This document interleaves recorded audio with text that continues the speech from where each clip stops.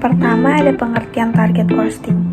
Target costing merupakan suatu perencanaan laba dan manajemen biaya, di mana target biaya ini difokuskan pada produk, di mana target costing dibuat dan berlaku umumnya untuk produk baru dan produk di generasi berikutnya. Penentuan target costing ini dimulai oleh perusahaan, yakni dengan memahami pasar dan keinginan untuk memenuhi kebutuhan konsumen, meningkatkan kualitas produk, fitur, ketepatan waktu, serta harga.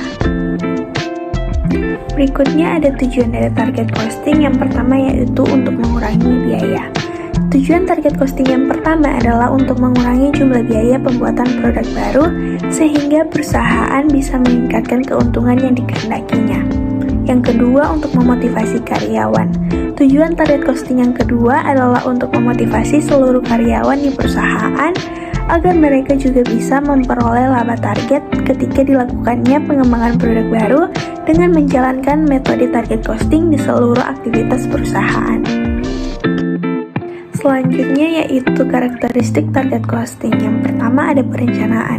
Karakteristik dari target costing yang pertama adalah biasa digunakan pada tahap perencanaan dan desain, sementara standar costing hanya digunakan pada tahap produksi. Selain itu, metode target costing juga lebih banyak digunakan pada tahap perencanaan dan desain. Yang kedua yaitu perencanaan biaya. Karakteristik target costing yang berikutnya bisa dilihat bahwa metode ini merupakan perkiraan biaya yang berujung pada pengurangan biaya dan bukan sebuah pengendalian biaya. Karakteristik yang ketiga yaitu orientasi perusahaan.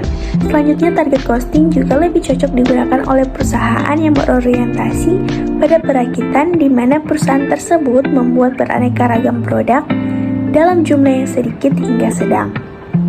Karakteristik target costing yang terakhir yaitu produksi barang.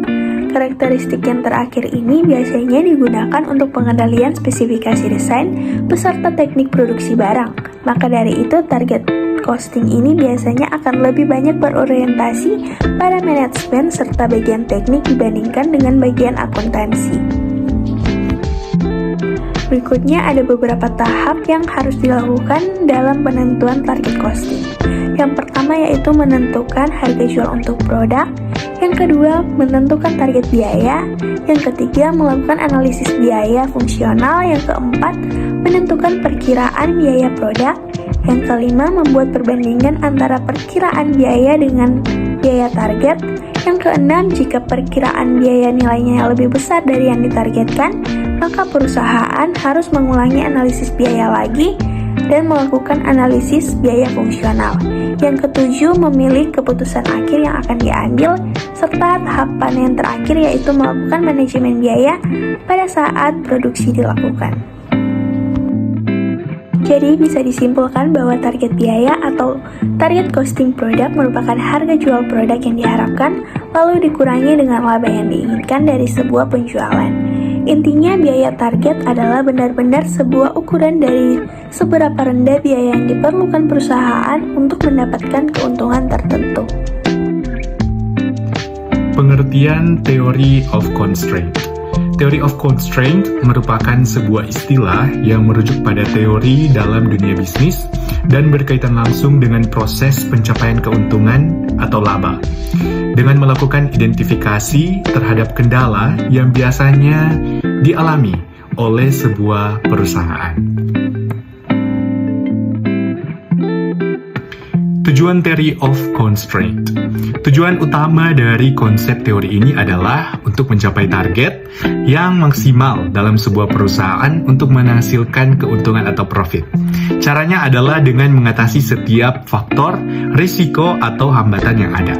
Dari sini dapat kita simpulkan bahwa Theory of Constraint lebih berfokus pada aspek peningkatan penjualan serta laba yang harus didapat oleh sebuah bisnis untuk mempertahankan operasionalnya.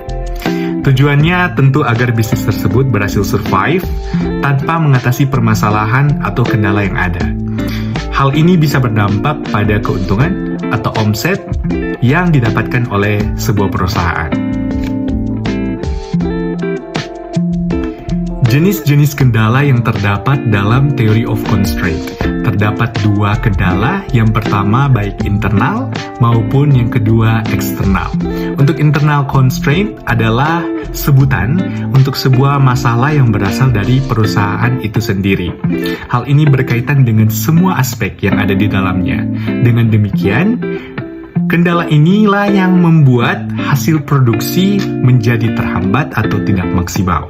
Kemudian yang kedua, kendala eksternal atau external constraint yang berkebalikan dari internal. External constraint merupakan kendala yang berada dari luar perusahaan.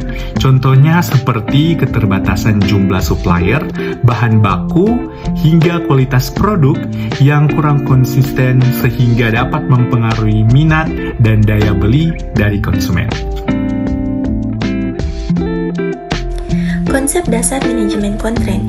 Yang pertama, manajemen yang berfokus pada 3 ukuran kinerja perusahaan, terbagi menjadi throughput, yaitu sebuah tingkatan kemampuan dari suatu perusahaan dalam menghasilkan uang atau keuntungan melalui teknik pemasaran yang tepat.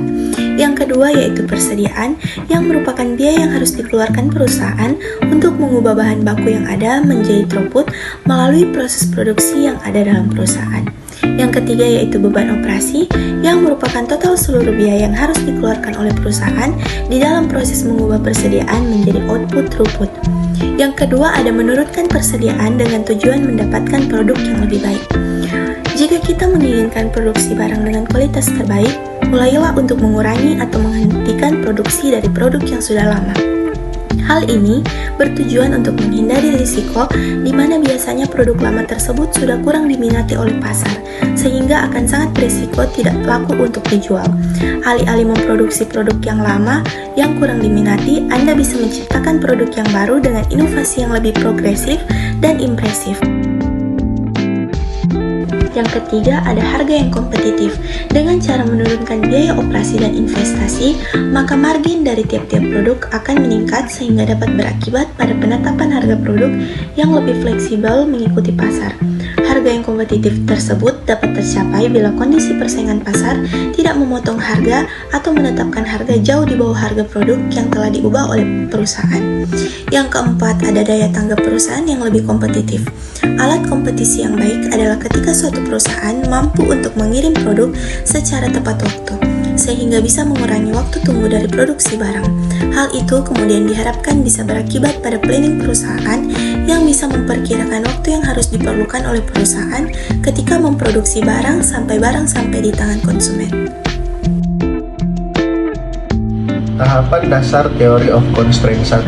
Mengidentifikasi kendala, 2. Mengeksploitasi kendala, 3. Sinkronisasi kendala, 4. Mengangkat kendala yang mengikat, 5. Evaluasi ulang terhadap tiap prosesnya. Kesimpulan teori of constraint: dengan berbagai penjelasan di atas, maka dapat ditarik kesimpulan bahwa teori of constraint sangat perlu dipelajari dan didalami oleh perusahaan, karena hal ini berkaitan langsung dengan penanganan kendala-kendala yang terjadi pada setiap proses yang terdapat dalam sebuah organisasi atau perusahaan. 3. Pengertian life cycle costing. Life cycle costing merupakan teknik manajemen yang digunakan untuk mengidentifikasi dan memonitor biaya produk selama siklus hidupnya.